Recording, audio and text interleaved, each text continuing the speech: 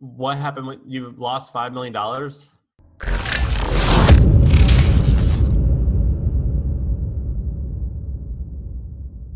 Back. Another episode of the greatest podcast ever created. My first million. How you doing, Uh, Sam? what's going on? How are you? I'm thriving. Do I'm actually really hot in this room, but I'm thriving. you want to talk about Andrew Wilkinson? Because I've been thinking about him a lot. He's on your mind? You got a crush? Is he on your mind? Yeah, I mean, we did an episode with him. I thought it was great. I think he's great, and the reaction was great. So that's triple great from my end. What's on your mind? I just think he's great. And same thing as you. I just think that he was smart, good attitude. I think that the reason I like talking to him is because I'm in San Francisco. There's this constant mindset that I'm so thankful that I've surrounded myself with, which is all these people who like have these ideas, and some of them are really dumb ideas, and they raise a lot of money for them, and they become huge. And some of the dumb ideas become awesome, and that's fantastic. And a lot of the dumb ideas remain dumb, and just a lot of money was wasted. And there's just a lot of mentality things that are in San Francisco that I love, but a lot of it has downsides. And it's nice to hear something from Andrew, who just totally does not do anything that I'm used to, and I love it. Yeah, I also like how he's kind of a one-man crew. Like, I know he obviously has CEOs for his companies, and it sounds like he has a partner, but um, like I read his blog, that's him writing. When we're talking on the phone, the strategy is like he thought he was an original thinker. So he basically decided how he wanted to live his life, and then lived his life that way. And his decision was his. It was not like, oh, I just chose of these five popular paths, I picked path four. It's like, no, he picked path seven, which was just a path that him and a few other people have made for themselves. Yeah. I just always think it's great to hear from people who do things totally different than what you think you should be doing. And it's just nice to hear. It's just he has a fresh perspective. And for those who don't know, didn't listen, didn't care, the things, in my opinion, that he did differently, sort of like, okay, where did he Why, zig? why don't you say who Andrew is? Oh yeah, so Andrew, he owns this company called Tiny. If you go to tinycapital.com, you can see it. And he's trying to do the sort of Warren Buffett model where he buys what he thinks are wonderful businesses. He plans to hold them for a long time. He has operators who run them, and he has a holding company that owns all of them. And sort of the net value is over $100 million for these companies now. And he basically And had the way that he financed it was he started an agency when he was 19. He's probably 33, 34 now. right. And And so that's so just been like a little cash cow. exactly. So started that agency kind of in his parents' basement type of thing. Did that for many years, like I don't know, a decade or so, and Or more. then got it to the point where he had a bunch of free cash flow. He's like, okay, what do I do with this money? And decided to invest it in buying businesses.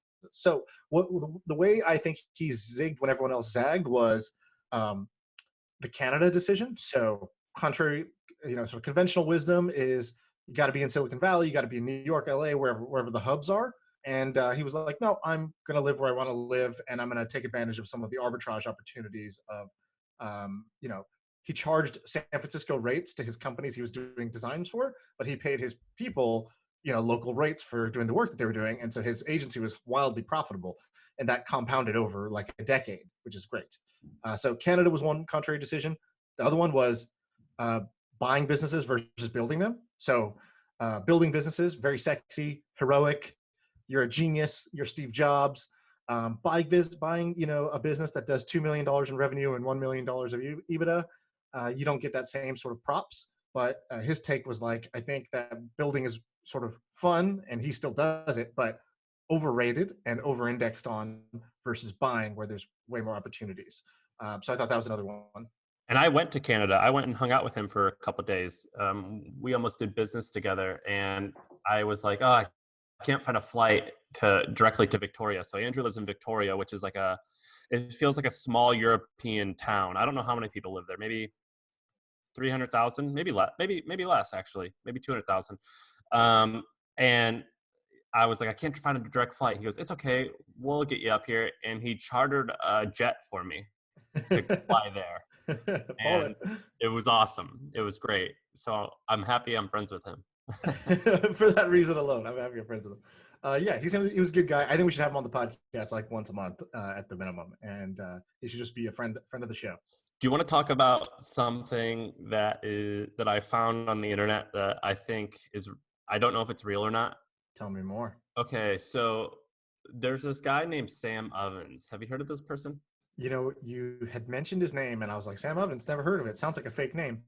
And then I Googled him, and I saw his face. And I was like, oh, I've seen this guy on my Facebook feed. This guy advertises a lot. So tell me about, I don't know much about him, though. Tell me about him. Yeah, so the way it started was he's a New Zealand guy. He's maybe 30 years old, and he started what he claims is a consulting business, which basically he would talk to small barbers, or I don't know what type of small companies, small local things that wanted more leads, and he would help them like optimize Yelp or something like that. And I think that was mildly successful. And from there, he goes, well, I'm just going to teach other companies how to do this. And so he created a course, and he named it consulting.com. And at this point now, there's 3 courses. So the first course is creating a consulting business, which is like you do stuff for local companies, like teaches you how to be a consultant. Yeah, it teaches. His course teaches you how to be a consultant, and so obviously that's like the model is you make more money teaching people than actually doing the thing. And so he, it's cost $2,000, and he started making money off that. Then that teaches you how to go from 0 to some sustainable business. Right. And then from there, there's a $5,000 course, which teaches you how to go from a $500,000 company to some $1 million company. And then there's a higher end, which is $50,000. And that teaches you how to go from 1 million to 8 figures. Right. And his website, like, I don't know if this is like a get rich quick scheme. Like, I can't tell because it is so elaborate that it could be true, but it seems so good to be true. And he claims to do something like $50 or $60 million a year in sales with 50% margin. On his website is consulting.com. Yep. Great domain. Yeah, but like when you click through it, it all seems so good to be true. Like there's like video reviews, and I know how to like hack that together. Yeah, of course. You can make something look totally legit in like 6 hours with 2 Red Bulls. But his stuff is so elaborate. So if it is a scheme, and then I looked at his Glassdoor reviews, and like sometimes I think this adds up to be legit, or this adds up to where this is just a massive fraud or scam. It's very interesting. And so he says on the website, 20,000 active students. So if we take the lowest paid plan that you mentioned, $2,000, that's 40 million a year of recurring revenue. Well, no, it's not recurring. It's just a one time. Okay. So that's 40 million in sales. Right. And the sale is a digital course, correct? Yeah, so it could be very profitable minus ad spend. Right. So maybe 60% margin or something like that. Yeah, it's super interesting. It's very interesting, but like... So you go from level 1 beginner, level 2 master, to level 3 god. Oh, damn. Don't you just want to spend that $50,000 to become a level 3 god? But it's so interesting because if you had cash flow each year, like what's the amount of cash flow that you need each year to where you think that you don't like that you couldn't spend that amount? Like $20 million probably, right? Oh, yeah, I think that's high. I don't think you'd spend more than $5 million a year. Net taxes? Like after taxes? After taxes, yeah. Maybe you could, dude. I think, what's $200,000 a month? That's $3 million a year. I could spend $3 million a year pretty easily. Doing what? I've got friends who live in Long Island. Oh, what would you do? And they spend $80,000 a month. I mean, I would just have 2 huge houses and a full staff to take care of me. I mean, it would be a company. Just and a staff to take care of me. Just to handle my needs. It would be a company. Right. I would have a handful of cars and a nice house and then another house in the warm weather. Right. And I would fly private. And you're still under the 5 million, right? That's 3.6 million that you just said. So okay, maybe you need 10 as a buffer. I just think that you could do it. So you're saying this might be a tremendous business, and it's a little the sketchy detectors go off. I wanted to know if you had ever heard of this, or if the listeners had ever heard of this, and if this is legit. Some of our trend subscribers told me they subscribed to it, and they're like, I got a lot of value out of it. Yeah, I would believe that. So I'll tell you kind of my closest experience with something like this. So first of all, no, I've never heard of this, and I don't know any entrepreneurs in San Francisco, where all my friends are from, that do anything like this. But that doesn't mean it's not valuable. The closest thing I did to this was sort of going into the Tony Robbins pipeline. And so I've talked a bunch of times about Tony Robbins, how great he is, and blah blah blah. I like him a lot. I got a lot of value out of going to his workshop. I was It supposed to was go with you, and I bailed because it freaked me out. yeah, and a lot of people get freaked. A lot of people's preconception is just this is like a cult. This guy's a snake oil, Yeah, it's salesman or like whatever. church. Yeah, like what am I getting myself into? And I gotta admit, like when I went there, I was like, okay, cool, I'm going, but I'm not doing any of that dancing shit. I'm just here for the information. I'm gonna sit down. I'm gonna be quiet. I'm not gonna yell. I'm not gonna hug. I'm not gonna dance. And you and And your friends sat separately, so you wouldn't be embarrassed if you I did. went with my brother-in-law, and we just agreed beforehand. We're like, yo, we might end up doing the dancing shit. So you sit on that side of the room. I'm sitting on this side of the room, and let's see. We didn't see each other except for at the end of the night when the event would end each day, and we would get back together. But anyways, by hour one, I'm dancing and doing all the good stuff too. But anyways, it was a lot of value. It cost me like $1,000 to go to this thing. I thought it was tremendous. And then in the thing, like he upsells just like this guy does, right? So he's like, one of the first kind of I don't know, coaches, lifestyle coaches, business coaches out there. And he's been doing this for 40 years now. So he went from audio tapes to books to infomercials, now the internet, like whatever the channel was, he wrote it and was like, I'm the business coach. I'm the lifestyle coach. And, I got a lot of value. And at one point he upsells his business mastery class or his business mastery thing. It's like, okay, if you like this, if you like how you're feeling right now, and right after he makes you feel great, he's like, that table over there is for anybody who wants to grow their business. It's $10,000. You spend 5 days with me. And if you don't get $1 million of value from this thing, I will give you all your money back. And in the moment, I was like, dude, I got $1 million of value today. Of course I would do that. So I didn't actually sign up for it, but our buddy Sieva did and went to it. He did? The I believe $10,000 one? so. I believe so. And so, sorry, Sieva, if I got that wrong, but I'm pretty sure he told me he did. And I have several friends who actually did it as well. And they're like, yeah, it's great. And if you have a business that's doing, if you have a business your size, right? Your business is worth tens of millions of dollars. If you can get a sort of 2%, 3%, 5% lift Yeah. in your business just through improving your own psychology, your own enthusiasm, your own tactics, it's obviously paid itself off, right? And But so how does the infrastructure of this work? Like I'm looking at it now. Does Tony Robbins literally have to be at all the things? no. So, well, he does his live events. Yes. So he's the traveling salesman that does the live events. And he probably does, I don't know, I'm going to get it wrong, but like, let's call it 20 to 40 live events a year. A lot. That's hard Yeah, work. a lot. Every week or two, he's somewhere. And then he has his sort of like army of like coaches that are trained under him. By the way, they all seemed garbage. And so he has this, the people who are the actual coaches that will call you and do all this other stuff with you.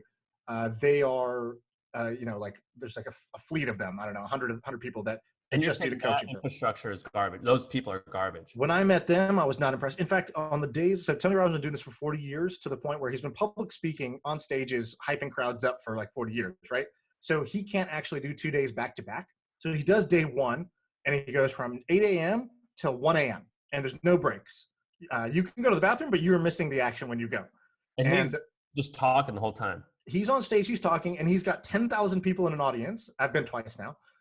Actually, I've been 3 times, so I should correct that. So the first time I was just experiencing it. The second 2 times I was observing it because I took a fleet of friends. I bought tickets for my family and friends. I was like, this is the best gift I can give you. And they loved it, most of them. And so anyways, he holds people's attention for like 14 hours straight, which is incredible. Most people can't, listen to a 6-minute YouTube video and have their attention held. But then the second day, it's not him on stage because his vocal cords are shredded. Right. So he can't speak the next day. And this, like, his number 2 comes up. And this guy's a good public speaker, but he's not, like, it's like Michael Jordan. And then you go down to BJ Armstrong. And it's like, oh, no, I came here for Michael Jordan. And so literally this guy he says stuff. And then he tees up a video of Tony talking 10 years ago when he used to do this, like he used to do all 4 days himself. Oh my God. And so he cues up the video of Tony, and you sit there and you're watching YouTube videos with 10,000 other people, and this guy's just moderating it. It's like this bizarre experience. That's crazy. I didn't really sell it very well, but I'll tell you this: that was probably the best money I've ever spent on anything self-improvement wise. If you add up all the books or anything else, it's not even close. Maybe I should do it. You should totally do it. I took about 20 people. So I paid for 20 people's tickets to go You since paid then. 20 grand? Yeah, I basically became an affiliate for him. I didn't get paid. I believed in it so much. I paid for 20 other people to go. And since then, it's been 4 years since then. And of them, I would say 4 people were like me, where they were like, holy shit, life changed. That was the most valuable thing. So 4 out of 20, let's say. And then another, let's call it, I don't know, 15 were kind of like, that was amazing. And then I talked to them a year later and they're like disappointed in themselves that they didn't carry it forward. They're like, God, it was so good. And I had so much clarity and I had so much energy, but I'm kind of mad at myself. I just kind of let it fade from there. Like, I don't even really remember it now. I just remember what I felt then. And yeah, I guess I didn't really get too much value because I'm not doing any of the things I wanted to do, you know, after that weekend. What And was then the there's number 3 or one 4 takeaway? people that literally left. They were like, this is way too culty. This is pop science. I don't like this. I don't believe this. I don't like how he's manipulating everybody. I'm out. And I was like, Who's okay, that? that's the spectrum. Anyone I know? Alex from Calm, the founder of Calm, he hated it, and so he just went for a bike ride. I think in the middle of one of the days, because he was like, "It's just too much for me." And he's like, I didn't feel good in what was going on, and so I left. I rode my bike around the city, and I had fun doing that. And then What was the number one takeaway? for me, oh, dude, I have a notepad full that I call the Bible because I was like, this is the closest thing that I have to religion, right? It's like religion in as many Oh my ways. God. Religion is like an operating philosophy for life, right? That's what people use religion for in many ways. Like, don't harm your neighbor, blah blah blah. Like, it's an operating philosophy.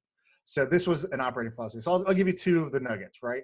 So the first one is um, the quality of your life is equal to the quality of the emotions you have on a day-to-day basis. So what does that mean? It's kind of a mouthful, but like, we're both in a good position. We're very privileged. We're more successful than we ever thought we would be 7 years ago, probably. Like, the position we're in now, 7 years ago, us would have been envious of that. Um, but your happiness is not like 10 times more than it was 7 years ago, right? Like, you're probably feeling about the same. And the reason why is that, life is not about, what you have and what you've achieved. It's about who you've become. And so um, what most people miss is that if you are, it doesn't matter if you're rich, doesn't matter if you have a family, doesn't matter if you have, if you're famous, if the emotions that you're feeling on a day-to-day basis are stressed, then you have a shitty quality of life. If you're feeling anger or upset, then you have a shitty quality of life, regardless of everything else. And so then the question is, how do you figure out how to like change your emotions on a day-to-day basis so you're feeling good every day, regardless of your situation? What's the answer? And so he gives you three like tools. He's like, all right, here's the 3 ways you can change how you feel. The very first thing is physical. So if you change if you have a radical change in your physiology, he calls it, which basically means if you did a bunch of push-ups, if you exercised, if you ran, if you jumped into a cold pool, or why people like taking hot showers is to relax. The fastest way to change how you feel is to physically change your body. In fact, um, Emmett, who's the CEO of Twitch, was telling me this the other day, or he was kind of talking about this on Twitter. Um, People have panic attacks, and when you have a panic attack, it's a really uncomfortable feeling. And most people with panic attacks I get them. really want a solution of like, how do I not get these anymore? I take medicine. And so some people take medicine, and that's one way to change your physiology, is chemically changing your physiology. What most people try to do is like, people try to help people think their way out of it. They're like, oh, just don't be so anxious, and you need to just relax. I'm like, as if that can help. That's like, if it was that easy, yeah, we would all do it. And actually, what science has shown is that the fastest, most effective, kind of quick and dirty way to stop a panic attack is to plunge your face into really cold water. If you do that right at the start of a panic attack, it will stop it because your fight or flight will kick in, and it'll override that. And so one way to change your One time I accidentally ate brownies that my roommate made, and they turned out to be edible brownies. And I don't smoke weed, and I hate weed so much. Like, I don't do any of that. And I ate started a to lot of freak these out. brownies, and I was like, James, I'm flipping out. He goes, yeah, I'm sorry, those were weed brownies. And I started having a panic attack, and I went and got in a cold shower, and that was the only thing that helped. Oh, nice. Okay, yeah. So that's fastest way to change the way you feel is your body, either through heat, cold, or getting your heart rate up and exercising. And it doesn't have to be like go to the gym. It can be like, if you did 10 jumping jacks, you will feel different than you did right before that. The second one is focus. So what are you going to focus on? So you know, where you place your focus is going to judge what your brain is basically signaling to your body of how to feel. So if you're focused on pain, then you're going to feel shitty. If you're focused on how somebody did you wrong, how this guy cut you off in traffic, you're going to get outraged. But if you focus on things you're grateful for, if you focus on things that are going well, if you focus on things that are that you can trust, that you can rely on, you'll feel different. And then the last one is, I think it's like language. It's either language or story, which is basically the words you use and the story you tell yourself. The big idea, and I recommend this to anybody who's in business, which is the quality of your results is linked to your quality of your decisions, and the quality of your decisions is linked to the quality of the internal monologue you have. So the conversation you have with yourself ends up dictating the decisions you make, which ends up dictating the results you get. And that's kind of what I pulled away from the whole thing. And then it's a whole bunch of strategies to do that better. I think you just saved me $1,000. Well, you got to get up and dance, otherwise it doesn't stick. This is awesome. I like learning about this. Yeah, I always hesitate to talk about it because it's like kind of preachy, but I believe No, I in don't it. think it comes I up think it that helps way. some people. It's But never preachy when you can make fun of it. So like you do a good job of making fun of something and then you explain what it is. So that's never preachy. okay, sounds good. All right, let's do something a little different. Let's do. We started this joking segment called the Billionaire of the Week, Billy of the Week, and I think we should actually continue it. I loved it. Your guy Xavier Neal, I went and Yeah. looked. You talked about him 2 weeks ago, and I went and read all about him. He mostly speaks French in all of his talks on YouTube, so it was kind of hard to. You had to read along. He's badass. I love that guy. Okay, and you had one that you were thinking about. Who's the Billionaire of the Week? Yeah, let me pull up my notes. So his name's Michael Loeb. Have you heard of him? I had not. Okay, so Michael Loeb in the 90s, I'm pulling up my notes, he started this thing called Synapse Group. And basically what they did was, this was before a lot of things were popular on the internet. And so they patented, I don't know how they did this, there must have been something unique about it, but they patented the online subscription model. I don't know like how that, there's some really nitty gritty things that are a little bit beyond what I'm able to understand, but Hold on, they made money off that patent, or they just patented it, but everybody does it?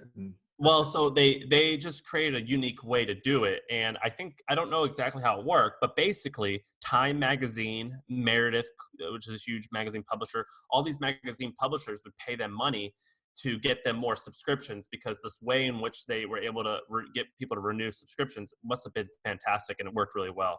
I don't understand how it worked then. Basically what it seems now is like a really robust affiliate network. So like Meredith will cross sell. Meredith, which is a $3 billion company based out of Minnesota, I believe, bought the company Synapse for a lot of money, and they deployed it across all their brands.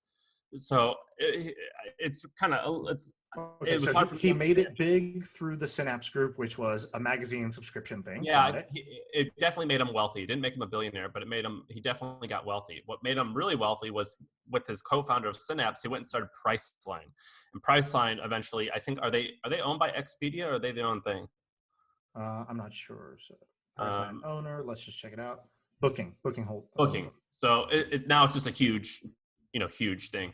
So that made them very wealthy. But what's interesting is after that, he started like what you used to be part of, just like a rich entrepreneurs playground where they just launch companies. Right. And it's called Loeb.nyc.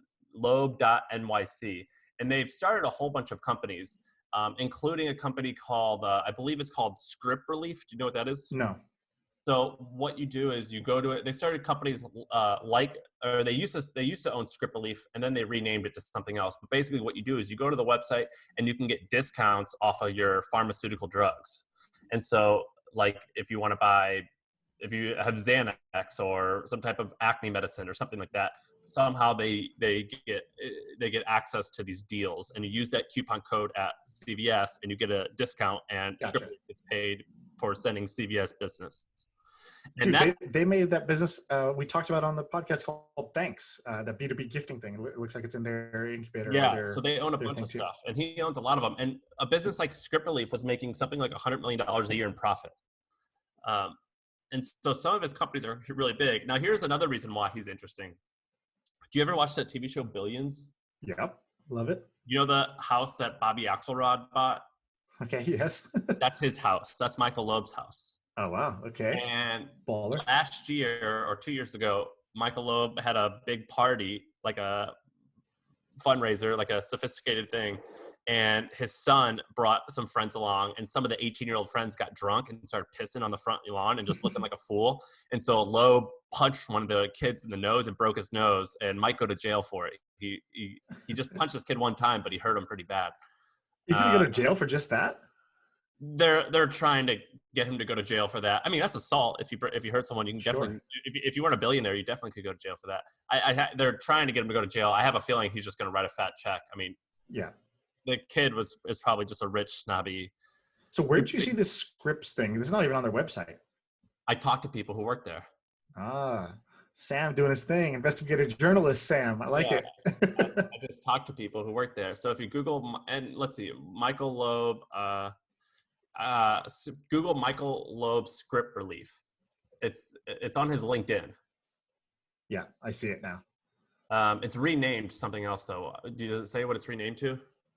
I'm checking, but logging into LinkedIn is like, taking the first 10 steps into hell. So I'm going to try this now. Script Relief was recently sold to United Healthcare. Over 5 million users. Yeah, so it was sold to someone else, and now it's called something else. But he just has like a web of companies, and he's just super interesting because. Dude, this is going to sound weird. When you look at this guy, do you think this guy looks like a billionaire? Does this guy look like a successful guy? No, that's why he's doesn't. interesting to me. He looks like a guy who would punch a kid in the face. Yeah, he looks like a guy who's like bitter about his life and punch a kid in the face for that reason, not punch a kid in the face because he's a billionaire and the kid pissed in his pool. No, he looks like he would be punching kids in the face regardless of what his financial status was. That's why he's interesting to me. So I have such a look at his mugshot. Google his name and look at his mugshot. Like he looks like a tough guy. Yeah, he looks like a tough guy. He looks like an enforcer that a billionaire would have. He's a billionaire, but he looks like a billionaire's enforcer. Yeah, that's why I think this person's interesting because oh dang, they have a picture of the kid who he punched in the face. Yeah, he fucked him up. He fucked him up bad. He broke his nose. Oh man, I did not expect to just see those two side by side. This is quality. This is quality Google image searching. It's good, right? And look at that kid. He definitely has a punchable face. Yeah, well, the kid looks like he did something. He's like kind of smug in the picture. He's got a broken nose. He's in the hospital. His shirt's covered in blood. He's got a little smirk on him. Yeah. Super interesting person, right? Yeah. So, okay. I like this guy. I never even heard of this guy. I feel like a bunch of these guys that are like the either media titans or like these other like New York rich people. Well, I only know like San Francisco or like Dubai rich people. I know them because I spend time on Wikipedia because my way of building businesses is I like to see what has worked and then I reverse engineer how it worked. And I'm like, all right, I'm going to deploy that on my company. Right. And when I'm reverse engineering things, I'll like read about the company. Right. And I'll see who started it. And I'm like, oh, wait, that guy started it. Oh, but he was friends with this person and they partnered previously. Right. I bet he had access to, that's probably how. So like, I just like reverse engineer things. Yeah, I like that. And then you call people, which most people don't do. You get on the phone and you start calling people who work at the company and you get that extra 10% that you needed. Right. To get that stuff helps because it helps big time. I've made friends with someone who started his thing. So now if I want to meet him, I have it in. Right. So, okay. So I have another example of what you just said. I was going to save this guy for next week, but we're going to do a double billionaire of the week. So we're doing a double Billy special. Get your Billies right now. Richard Burton. Okay. So have you heard of this guy, Richard Burton? Is it Burton Snowboards? No. So this guy started a couple of different companies. So if you just Google Richard Burton. I did earlier and nothing came up. Am I saying his name wrong? I think you got it wrong because I did Richard No. Burton. Okay, Barton. Sorry. Barton, not Burton. Okay, so Richard Barton. So this guy started Zillow. He also started one of your favorite sites, Glassdoor. He has three. So he has Zillow, he has Glassdoor, and what's his other one? I was going to research this for next week, so we're just going to do this live here. And he did Expedia. He did Expedia. Board of Directors on Netflix. He did Expedia, Zillow, and Glassdoor. What a fucking baller. Oh, like, okay. Expedia? Yeah. So, okay. So how did this happen? So I listened to this interview with this guy like 5 years ago, before this podcast even started, before this podcast was even a little, sperm in my balls. And when I looked at this guy, the one thing that stood out to me was he had a very simple thesis that he used to start all these companies, which was information wants to be free. So, okay, what does information wants to be free mean? So he was basically like, I'm going to bring transparency to industries that are not transparent. And so let's take Zillow, for example. Before Zillow and the sort of online house search companies existed, like Trulia and all this Redfin stuff like that, the MLS listings were something that only the agents and brokers had access to. And so they were gatekeepers. They were like, oh, you want to know what's on the market? Let me literally print out the MLS papers, and I'll show you these, and I'll tour you through these companies. That's such So a great line, dude. Information wants you gotta. information wants to be free. And so then he did the same thing in travel, right? We had travel agents who were the brokers who you had to call and be like, hey, I'd like to get a flight and I don't want to pay too much. And you just trust that hopefully this agent is going to do their job. They're going to know all the different options, different times, different airports, and they're going to find me something that fits my needs. And Expedia was just a search bar that would just tell you, here's all the flights. You decide. Here's the information. You don't need to go to a travel agent anymore. And Glassdoor is the same thing. You wanted to know, what's it really like to work there? And employers have no desire to put that out there. They don't want anybody to know any of the bad things that happen in the working environment of their company. And employees were often scared to do it because they would sign things that would be like, non-disclosure, whatever, non-slander, I forgot what the term for it is, non-disparagement. And so Glassdoor was unleashing the information about what's it like to work at X company. And so I love how this guy, literally on one thesis, has started 3 multi-billion-dollar companies off that one premise. And so that was when I did what you were talking about. I reverse engineered, how did this guy do it? It wasn't, oh, how did he build Expedia? How did he build Zillow? It was, how did he even get this idea? Oh, okay. What other industries today lack transparency where I can open them up? Okay, what are they? Oh, dude. Well, if now that's a billion-dollar idea I need to have. So That's I tough to do on think the spot. let's think of some. One Okay. of them is pricing for enterprise software. Right. What they do What is is they find out how much money your company makes, and then they go, okay, we're going to charge you this. right? I like that. I like that a So, lot. like, I hate the call for pricing model. I mean, I hate it, but it works. We do it. Um, So AngelList did this in a way as well, when you were able to figure out who's invested in what. That used to be like sort of not easy to find information. It wasn't sort of like totally guarded, but like Crunchbase as well. I'm literally just looking at the tabs that I have open, right? Like Yelp. Yelp is something like that too. How is it? What is it like to eat there? The review system. It organized and made public information that people wanted that was not super transparent before this. Yeah, I mean, housing, he did that. There's a lot of there's so many good ones. Salaries, he did that with Glassdoor. There's a Does lot. Glassdoor do salaries? Yeah. So there's one that I use that's in the tech world called Levels. I think we talked about it once before, but they do it where with just the like kind of tech companies. It's like what do people at tech companies make? And a lot of people have been doing this on inside companies. So inside Microsoft, for example, they created an anonymous Google Doc where you could just put your level, your job category, like engineer, designer, product person, whatever, and your salary and your pay, and then Glassdoor does that. Yeah, you can Glassdoor figure does out, am I underpaid? But this was even in like more specific. It was like in a company, these are people now, like, and it's not just Glassdoor, where it's like just a few who kind of go and post the stuff, but they're get like these companies are having these like really rich documents with thousands of people contributing, and right now those are just Excel docs. I wonder if you could take just the salary component of maybe what's in Glassdoor and do it in a better way inside companies, so people make sure they're not getting the short end of stick within their own company right now. That's interesting. Another one is freelancers.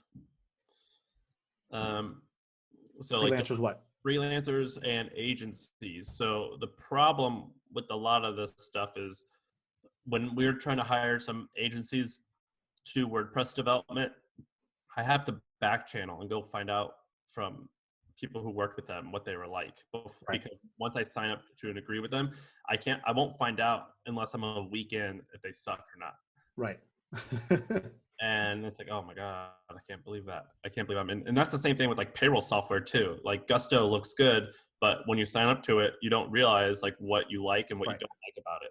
So we have a couple friends who are doing things that are trying to uh, put out, they're trying to make information become free of what software do companies use. So like a lot of people would want to know, what does the hustle use? What do you guys use to send email? What do you guys use for analytics? What do you guys use for your paywall? What do you use for trends? And like I know Ryan at Product Hunt, they're doing this with something called Stacks or Your Stacks. And they want to know, what's your software stack that your company runs on? And it's an interesting idea. Like he's designing it kind of like a social network, but the value in the end, if you get there, is, oh, cool. I can now go see, okay, if I'm building an Airbnb type company, what do they use to run their company? What do they use I for love that. analytics? Do you think that is that working? Well, it's really tough to build, right? This is one of those things where really valuable if you get there, really tough to get the information in because you have to get the incentives right. Later on, you have the incentive to come to the site because you want to see what other people use. But what's the incentive to post? And so he's trying to make it fun and interesting and cool to post by making it like very visual, like sort of Pretty good at doing that. a profile for your company, right? Like, yeah, we use this stuff. And so I don't know the numbers on how it's doing, but I do think it's an interesting experiment. And I think if they did it, it would be the most valuable thing that Product Hunt has built because it's just inherently extremely. There's a great business model on top of that if I you can agree. show what software people use. That's cool. I agree. Um, that's interesting. Um, I love this idea of information wants to be free. Yeah, and let's think more about that. So I think we'll come back with an example of information today that is either behind a walled garden or it's incomplete. And if you set it free, it would make people make better choices or save them money or whatever it is. Like maybe it's something in the insurance space. Maybe it's, I don't know exactly what, but I'm going to think about this because I think this is a formula for building really big companies. Yeah, for me, it's how much things cost, like freelancers and lawyers and things like that. That's Right. that's always bothered me. I don't like my lawyer could be like, yeah, we charge $700 an hour. And when I was first getting going, I was like, I have no idea. Is that normal? Right. And on the other side, it's also how much companies make, right? Like you love it when you hear that a company's public or it's a nonprofit because you're like, yes, I'm going to get to their financials because they Yeah. have to report. But all You know who private does that is companies don't. PitchBook. For PitchBook private does that. companies? Yeah, well, and they do it in a really interesting way. And they're owned by a publicly traded company. They do about $120 million a year in revenue. What Yeah, they because it's do, like 25 grand for a PitchBook subscription, right? really expensive, and they do about 120. They're owned by, is it called Morningstar? Or it's a company, Bright I, Star. I think it is Morningstar, or Morningstar is like the mutual fund thing. It's owned by one of those things. And I just read their earnings thing. Morningstar, it is Morningstar. And they are the mutual fund thing too. And they what they do is they do a bunch of different things. The first thing that they do is they crawl the web and they find SEC documents and they find like all type. They just crawl and find data, and they have a team of like 300 people who just hit the phones all day and call people and get the information. Right. And then the other one that's like that is, even for podcasts, when we look at the top charts and we're like, all right, how do we become the number one business podcast? We don't know we don't know how many downloads they get, right? There's this idea of how much is being earned, how much is something making, and how much does something cost. I think that just generally would apply to a whole bunch of different spaces that you could use for this. Yeah, that's why I use a similar web because they show me how much like they guess traffic. One of the dope ones of this, do you use Second Measure? Yeah, they're great. They're great. I think I they're a don't little bit use them. I know expensive what too. they are. Yeah, if you don't know what they are, so Second Measure takes credit card spending data and can tell you essentially like how much money something is making just by analyzing how many people are charging Spotify per month. And then they're like, okay, cool, right? Imagine Spotify was not a public company. You'd be able to see, here's how much revenue that they're making. Or they do this with like the delivery companies. Which delivery company is winning? Well, they can just check this huge data set of credit card spending and say, okay, it looks like Grubhub's in the lead. And then second is DoorDash or whatever. And so Second Measure is super powerful using a source of truth, which is credit card data. I don't know how they get at it. Whenever we talk about this stuff, all I want to do is just like end the podcast and make my days 50 hours long and just start research everything. This whole data or make information or find it, information wants to be free. That whole concept, that's amazing. That's the test. I want people to listen to this podcast and be so excited. And then I want you to feel anxious. I want you to feel stressed that you don't have 50 hours in your day to go do this. And that's how this should feel. I've heard a bunch of people say like, Yeah, I have to keep pausing the podcast to like A, write shit down, B, take a breath, C, think about what's going on, and then I resume it. And yeah, that's what we want. It's that high value. You want to talk about one more thing? Yeah, which one? You look at the list. Tell me which one you want to do. What happened when you lost $5 million? All right, I didn't exactly lose $5 million, but I did not make the $5 million that I could have made. All right, so this is called Shaan's Shitty Investments. This is a new segment we created just now, and I'll tell you about two bad investments and one good investment I made. So I was talking to a friend of mine, a guy who I had been advising this guy about his startup. This is maybe 4 or 5 years ago. I've been advising him. He didn't live in America. He was building a product for international. His product was around international students applying to U.S. universities and making it easy. If you don't know, if you live overseas, like I finished high school in China, so I saw this firsthand. If you're in China, you're in India, you're in Malaysia, the goal, like your life goal, is to go to a U.S. university. It doesn't even matter if it's a good one, but it's to go to a U.S. university. And U.S. universities overcharge for that. And And they get in so trouble for that too sometimes. yeah, actually, right now there's a bunch of stuff in the news because they charge like 3 times more for San international Francisco students. State is in trouble because they have like 60% Chinese nationals there, and they're like, Right. "What the fuck? You guys are charging 60 grand for these kids?" Exactly. So anyways, I was helping this guy, great founder, really liked the company, was really interested, but I was at a point at that time financially where I was like, okay, if I'm investing in startups, it's a pretty irresponsible investment because, you know, when you invest in startups, high likelihood of failure. So you need to place like 25, 30 bets. And so if you say, okay, I'm going to place, 25, 30 bets and each bet's going to be 25 grand, like I need to have 500,000, I need to have $750,000 that I'm going to put into this, which means that can't be like your whole net worth, which is like that would have been more, 750 grand at that time would have been more than my whole net worth. And so I knew I didn't have the sort of bankroll to do it, but that was an excuse. I could have found a way. I could have wrote the check anyways. I could have banked on myself making more in the future like I did. And bottom line is I didn't. So I would have been the first check into this guy's company, and my sort of $25,000 check, which I was very, very close to writing, would have become a $5 million stake in this guy's business by now. Wait, And what's the name of the company? I don't know if I should say the name.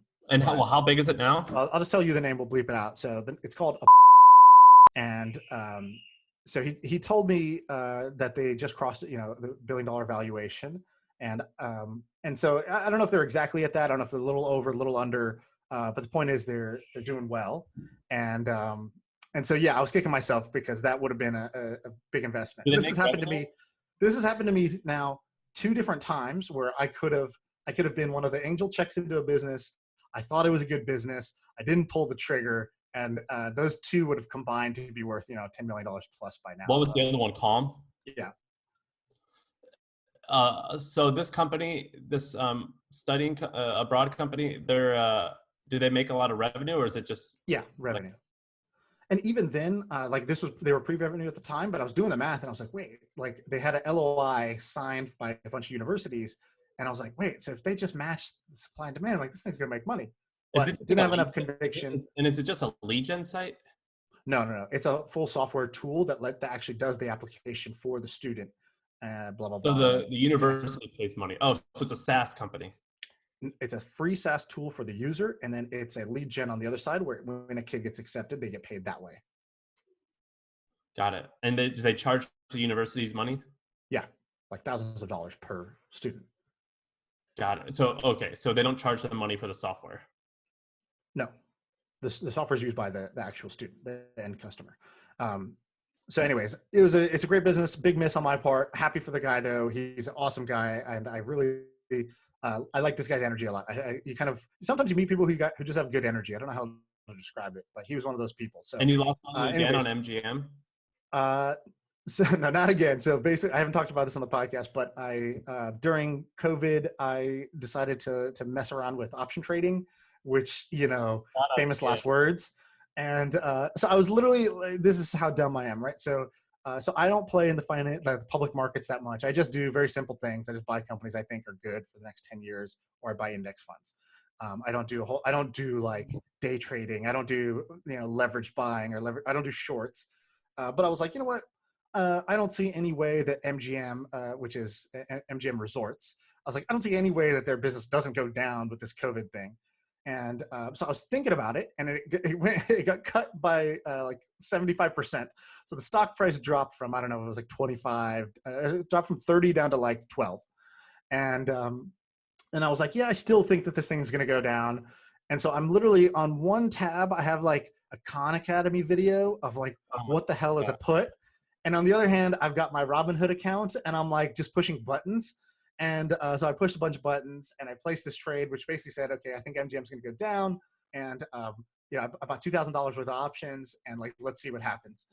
And it turns out MGM did go down, but I needed it once I understood my own trade, which was like after I placed it, because I was, again, just pushing buttons. When I was looking at the like confirmation, I was like, oh shit, this is a horrible trade. Like I just basically said that this is going to go down 40% in the next 7 days. I was like, what a So how much stupid did you lose? $2,000. So I was like, what a stupid bet. So that's the two bad investments that I want to share. On the other side, I bet really big into Bitcoin when it dropped to like 4,500 recently, and now it's back up. So that one made back the money for my shitty option trade in spades. I completely stay away from stocks. I only buy S&P 500 or Facebook stock. And about 2 weeks ago, when it was at the bottom, Facebook.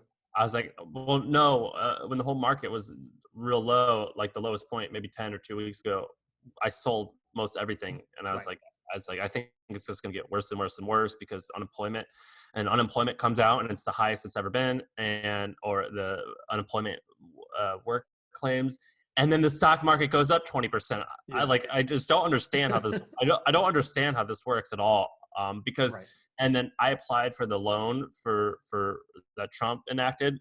And I'm like, so you're telling me we get free money? That sounds great. But when you start thinking about it, you're like, I'm going to pay for this eventually. Like Right. somehow there's no such thing as free, or we're going to pay for it eventually. And so this money, it's just, this whole situation, it doesn't make sense to me, because the stock market should be going down. Yeah, and Businesses it should be will. worth. It will. This is a sort of a dead cat bounce, or like sort of a false rally. But forgetting the market right now, because I don't know shit about it, and who cares? Not that interesting. It's a speculator's game.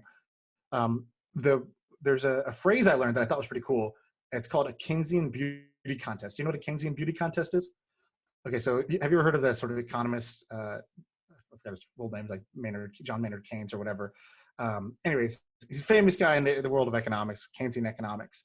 And a Keynesian beauty contest describes this phenomenon where, let's say what you think the stock market should be is, here's an asset, here's a company, you can buy some of their stock, and you buy it if you think that the company's going to become more valuable than it's priced at today. That's what we think should be happening.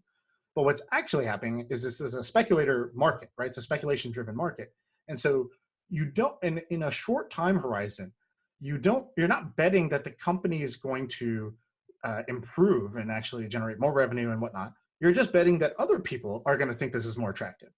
But they're also betting that other people are going to think it's more attractive. So it's a Keynesian beauty contest is where you're not actually judging the beauty of it. You are thinking what the other judges would think about this thing, and they're thinking about what the other judges would think about this thing, and it becomes this sort of speculative loop.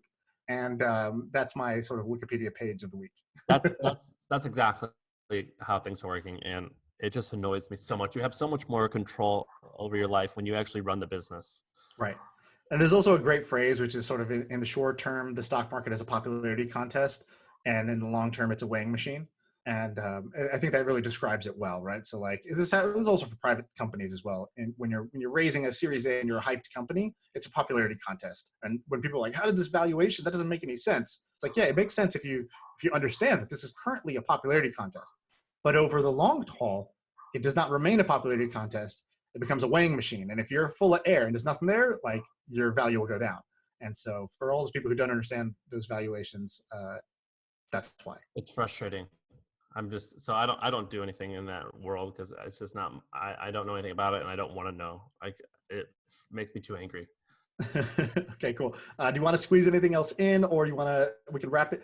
Tell people about the other podcast you guys are doing. Yeah, we just launched one with Moise Ali, which you should go on it, Shaan. I went on it to help Moise interview better, but it's called Exit Strategy. So Moise started this company called Native, and he started it. Me and Moise started our companies in the same office. And so I saw him start it from nothing. I saw him get the idea and start this thing. And he started this deodorant company called Native. And 20 months after starting it, he sold it for $100 million in cash, or maybe 28 months. And so he decided to launch a podcast because he is looking for a new project where he's interviewing other D2C founders, and he's going to talk about scaling and selling their companies. It's called Exit Strategy. If you Google The Hustle Exit Strategy, or just look it up on the Spotify or podcast store, you'll see it. Yeah, I started listening to it. I'm like 5 minutes in, but so far so good. We'll see how it goes. Moise is crazy. I told my feedback to him was for the next episodes, lean into being crazy. Don't hold back. Yeah, that would be my advice as well, which is I think when you're a really interesting person, and actually your opinions are more interesting than your questions in many ways, you need to make it a conversation, a debate, more than a interview, because I think what's going to end up happening is that Moise is going to end up being more interesting than most of his guests. And so what he should do to raise both people's levels is for him to just act how he would normally act in a conversation with that person. There's anyone who rather than he says the craziest stuff ever, and he's a great guy, but he's a loose cannon, and I love that about him. So I need him to remain as a loose cannon. Right. So check it out. Exit Strategy. We want the podcast family to get bigger, stronger, better. Every badass entrepreneur who wants a podcast needs to go to The Hustle and push a button and start their podcast with The Hustle. But like, it should be badass, interesting entrepreneurs, not, sort of Joe Schmo who wants to start a podcast. Yeah. The podcast should be the least interesting thing you've ever done in your career. Yeah. We want experts. We want experts who are charismatic, not charismatic people who hope to be experts. Right. And also not experts who are not charismatic, because nobody wants that either. Yeah. But yeah. So that's out. Yeah, and keep leaving reviews. I read all the reviews. Everyone keeps yelling at me because they say my mic sucks. So I ordered a new one, but everything's back ordered. But I have a new mic coming. Yeah, Amazon doesn't know the essentials are microphones. All right, let's read one review. Let's do a reviewer of the week. Let's give somebody a shout here. So I'm going to scan these for 1 second. Okay, so 3 stars. Sam could learn how to talk into a mic, but both these guys are very knowledgeable and give investing a fresh, young spin. I've been listening just since it was just Shaan, spelled my name wrong, and loved it. But when Sam came on, it became different. Sam gets excited, and his voice pops into the mic. Yeah, but come on, that's the excitement. Sam should listen to the podcast. Not going to do it. Yeah. Sucks to listen to yourself. You can tell Shaan speaks softer. Shaan misspelled again. And tries to get Sam to quiet down, but it's not working. That's not true. I do not try to get him to set it up. Okay, let's look at another low review. I think these are more interesting than the high reviews. Although I want the high reviews, but let's just do another one. Well, we have like 800 reviews, and almost all are 5 stars. The only ones that aren't 5 stars are the people who call us unethical, which is bullshit. The people who say that my mic sucks, which is bullshit. And the people who just call us bros, also bullshit. Well, no, that's not bullshit. If a bro means a man, yeah, that's me. All right, CS Value says, very smart guys, would not recommend. Hell of a title for a review. And so these guys are very smart, and you'll certainly learn a thing or two about making money by listening to this podcast. That said, it's not worth the subtle recalibration of your moral compass. I don't know. That's a decision for each listener to decide. Okay, so then they say, these are not high integrity people. Here's their examples of why we're not high integrity. We ask people to sub and unsub to game the podcast algorithm. Give me a break. Yeah, big joke. Laughing about lying on a job application and getting caught. I didn't laugh because I thought it was good. I laughed because that's the way you deal with heartache. Right. I laughed to cover the pain. Don't you understand? Yeah, like I said how I said how that was a horrible move, and I got what I deserved. Right. Casually dismissing a host's criminal record. A host? That was me. Yeah. No one dismissed my criminal record. They said it's stupid. I shouldn't have done it. And that's why I changed my lifestyle. Gotcha. These guys are definitely sharp guys, good at hustling, hacking, and scheming, but this is not content I would recommend anyone putting to their brain. You know what? Fuck them. If that doesn't make people want to listen to this more, I don't know what will. There's our clip for Instagram. I like how you're looking around like we're still in the studio and we have our staff to like clip it. It's just your wife behind you. Okay, cool. That guy. let's get out of here. We'll be back Tuesday, and yeah, see ya. Enjoy. Share the pod.